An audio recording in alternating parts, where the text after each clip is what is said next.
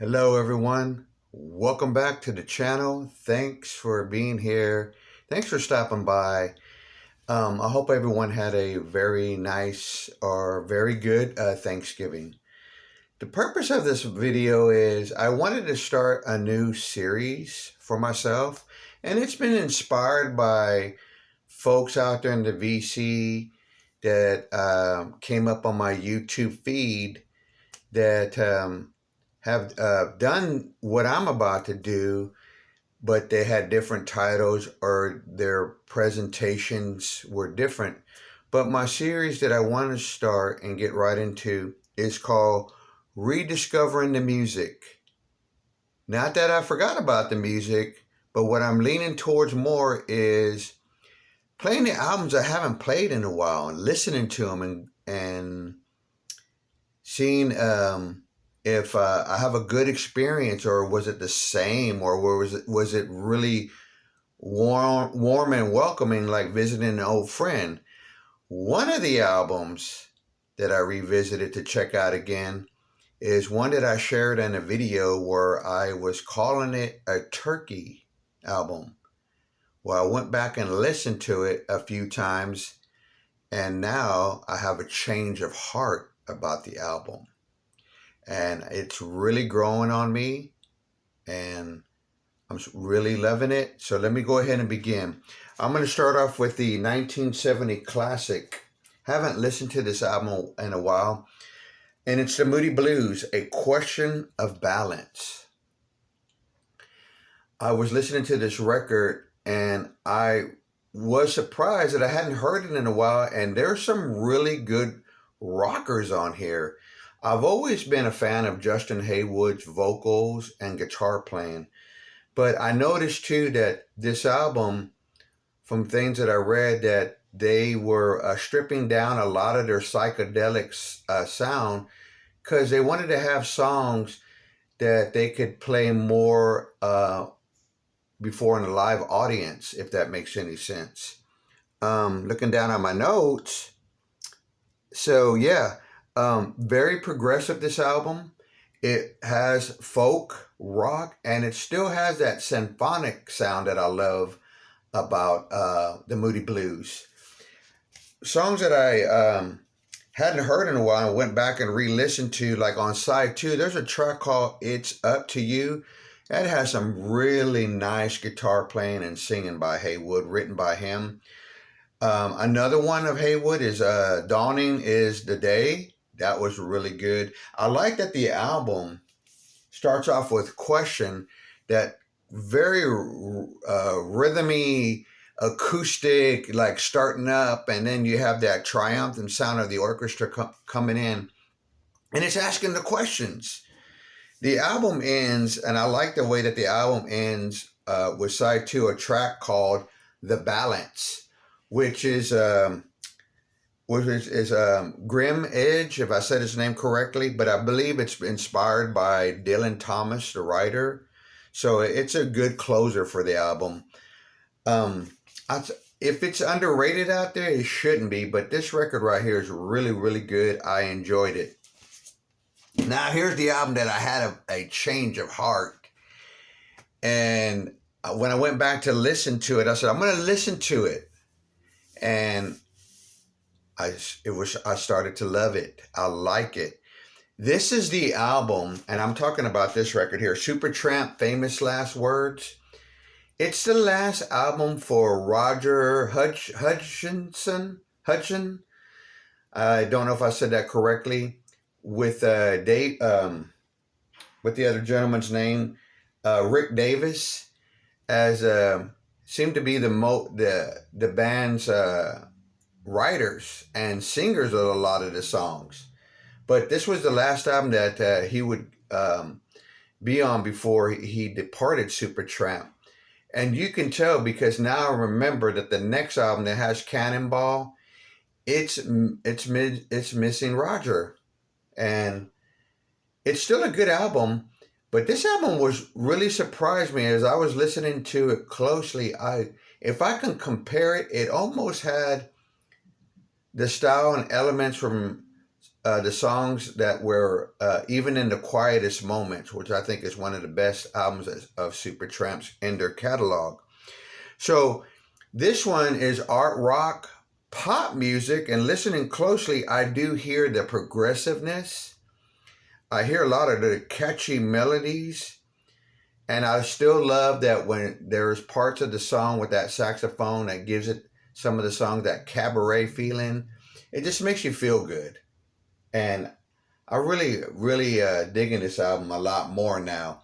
It's Raining Again. That's just a great pop melody. It's ear candy. The song that really, a few of the songs too, like Know Who You Are, that sounds like a song that's on the album in the quietest moments. Waiting So Long, Don't Leave Me Now, great melodic uh, tunes.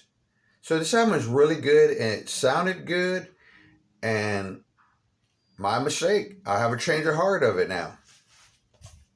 This next one here was released in 1969, and I recently bought this copy. I got a deal on it from a seller.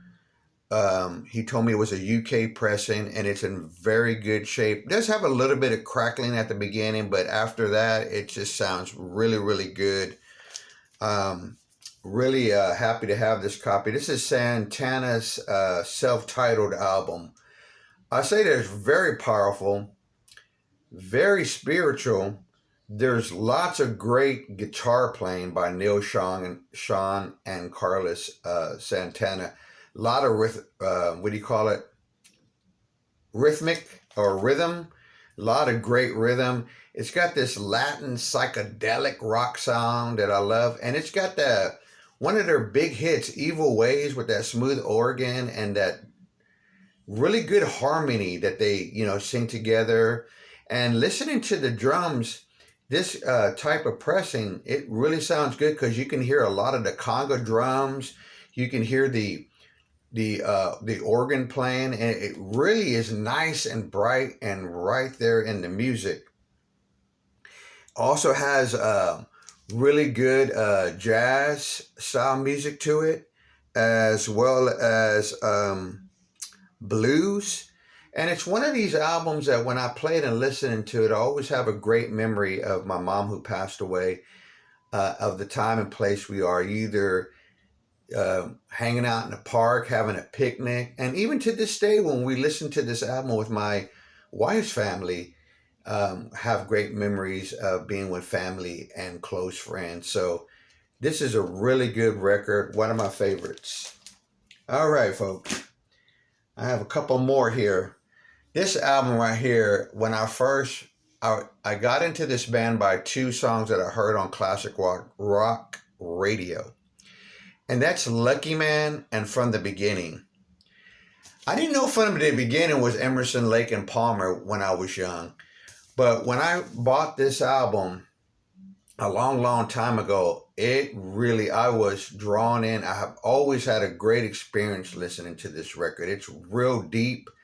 I always compare it to being in a cave, and you're walking by and you're like, where is that beautiful classical sound coming from, that symphonic sound? And you go into the cave and it's this album right here, if that makes any sense. But yeah, this album from beginning to end is so good. What a debut. It's prog symphonic. It's folk. I love that it has a modern classical sound. And a lot of the songs are very epic. The top tracks for me on it are Take a Pebble, Knife Edge, The Three Fates. I love those different organ and the piano solos. And Lucky Man. I love the way that that song closes the album. It was just like, the way that song ends is like, more to come from Emerson, Lake and Palmer. Great album, great. I recommend, if you want to start somewhere, start right here and you'll get a good idea about Emerson, Lake and Palmer. The last one is a live album. I love the way this live album, and it was one that I recently picked up at the record show for really cheap.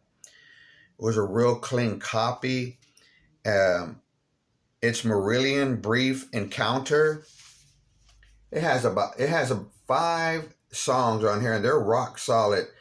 Great vocals from Fish. Very prog. I love the album, the way it was put together with the 5 songs. There's a really great version of Kylie Freaks and Script for a Jester's Tear. And there they are, the guys in action. If that's not prog, folks, or a prog band, I don't know what to tell you. But it's very melodic, too, and poetic. So, really good live album. Great experience. It's one that, it's going to visit my turntable more and more. But anyway, folks, there it is. Rediscovering the music. 5 vinyl albums that I've just been listening to quite a bit here. One that I had a change of heart on. Excuse me. I don't know what it is. I seem to either talk too fast or get kind of clumsy with my words. But anyway, folks, I hope you enjoy this video. I'll make a few more in this series, and take care and have a great weekend.